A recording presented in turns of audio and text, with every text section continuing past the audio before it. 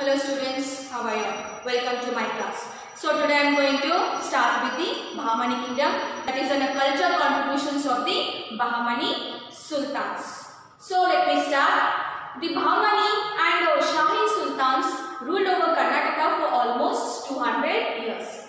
In addition to Karnataka, they extended the kingdom up to Tanjavur in Tamil Nadu. They had organized their administration based on Islamic religious principles.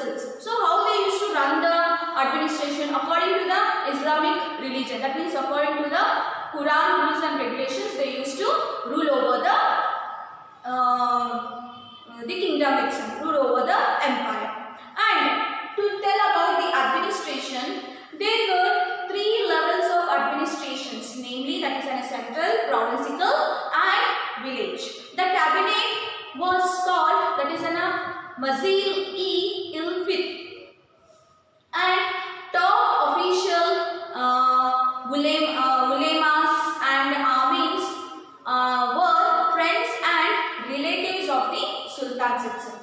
And subedars was the administrator in each of these sarkars. Sarkars means what it is called as a government. Sarkars was divided into parganas, Kotwals, Deshmukhs and Desai were the administrations of the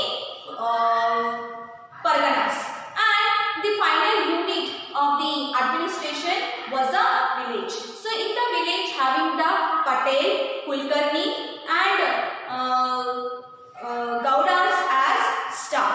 The village unit were independent unit, means they used to look after their own in the field of development. It may be in the discussing the justice. So it is an independent unit. So this is about the administration. And the next about the revenue, military and judicial system. Revenue means what? It is collecting the tax amount.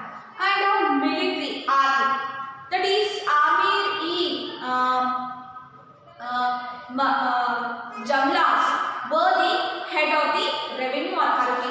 It is a name of the post, that is an Amir-e Jamlas. It is a name of the post, the head of the revenue authorities.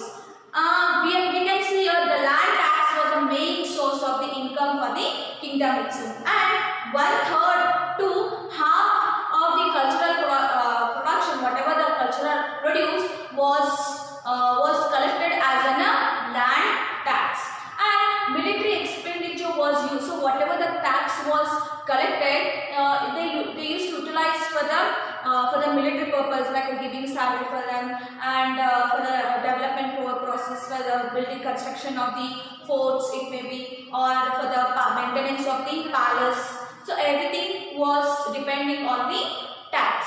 And here they had 4 types of armed troops itself. That is permanent troops appointed when the time of wars, troops for the religious wars. That is religious wars means communal wars, like the Hindu-Muslim wars and all, and unity for the protection of the sultans, and also for the palaces itself. And here we can see infantry, cavalry and the elephant. So these are the army people. Infantry means what? The one who foot soldiers, the one who riding with the horse and all. So another one is that is an elephants, elephant soldier, the one who will be sitting on the elephant. So these are the things.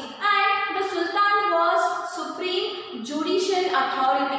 The rule according to the prevailing customs, traditions and the principles of the Islamic. How the sultan used to disperse the justice means according to the Islamic religion, according to the rules and regulations, the Quran, according to that he used to disperse the justice itself. And not even that, Qazi means what? He is called as a minister. And a senior official, they used to assist means what? They used to give suggestions, advices to the sultan in dispersing means what? In giving the justice. So this is about the revenue, military and the judicial. Next is about the economic, social and the system. So agriculture, I already said you in the revenue system, that is an agriculture is the main source of the income. Thus the farmers, 1/3 to half of the agriculture product produced, they used to pay tax to the sultan. So that tax money that was used for the construction of the forts, palaces and all, and for the maintenance of the military. So what I want to tell you all, that agriculture was the main occupation in the village. Apart from the agriculture, like spinning the thread, removing the oil extraction, sugar, jaggery, manufacturing thread, weaving, leather work, pottery, carpentry and goldsmith, making perfumes, sculpture was also practiced. And they were ports in Dadbol, Rajapura, Chawla and Goa. Means for the importing and exporting of the goods and all. So they used to import and export the goods through the ships. Like what they used to import means they used to get the goods from the other country like silk, wine, gold, silver, copper, tin, lead and the glass were the main imports. Trade and employment organization were in existence.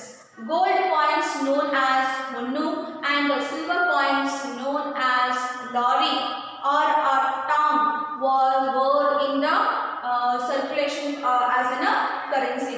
So here in the Bahmani kingdom, what we are seeing the undivided family, means joint family. So the more importance was given to the patriarchal families. Patriarchal families where the father is the head of the family, continued in the society.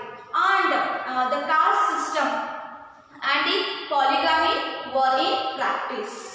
And polygamy means what? Marrying more than one woman, having wife more than one woman is called as a polygamy and in the society. And the Muslim society having the Muslims peoples like caste people like Sunni, Shia, Said, Sikh and the Pathan were the main main groups. So Muslims women practice the burqa system. It means they have to cover the whole body from the top to bottom. So this is about the economic, social and the religious system. And next about the education, art and the architecture. So education policy of the Adil Shahi was to propagate Islamic culture. There was schools known as maktabs. What is in the Bahmani kingdom, schools names were called as in a maktab itself, and they were under the control of the mosque. So the mosque used to maintain, they were the responsible for the schools of the maktabs, and the students in the maktabs were taught the alphabets and religion, law, poetry and even how to speak also, that is for an heroic. And the madrasas were centers of the higher educations. So the madrasas are called as colleges. So the Muhammad Gawan, who was the scholar himself only, he established a madrasa college in Bidar to encourage the study of the Islamic religion and the law. And this college had a 242 feet length, 222 feet width and 56 feet height. And this is 3-storied magnificent building constructed in the Deccan style. And it had a library with around 3,000 manuscripts. You know, 3,000 manuscripts means what?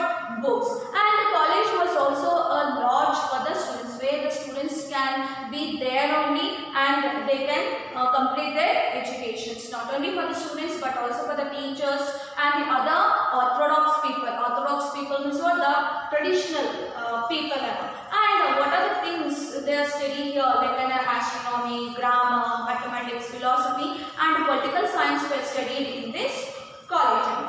And when we see the art and architecture, the Sultan developed the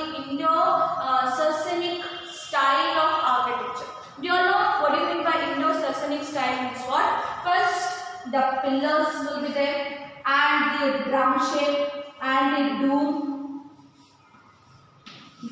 here, like a lotus. So this is the lotus, and here, so this is called as an Indo-Sasanic style architecture. And Jamia Mosque, built by Ali Adil Shah I, is one of the important monument. Even till today it is there, children. And Ibrahim Roza,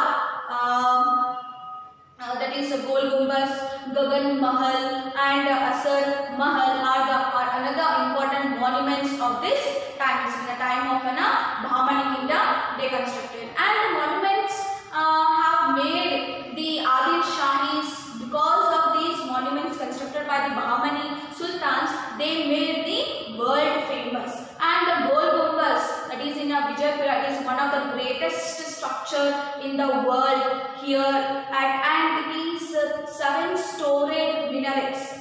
And in the four corners we can see the pillars. Those pillars are 7-storied, children. And corner of the building, and there is a huge tomb in the center of the Gol Gumbaz. So this is about the Bahmani kingdoms, about the administration, revenue, military, judiciary system, economics, social, religious system, education, art, and the architecture. So here I end my this lesson, students, and I am going to give the notes also. If you have any queries, any doubts and all, you all can clarify with me. I'll clear your doubts. Thank you so much.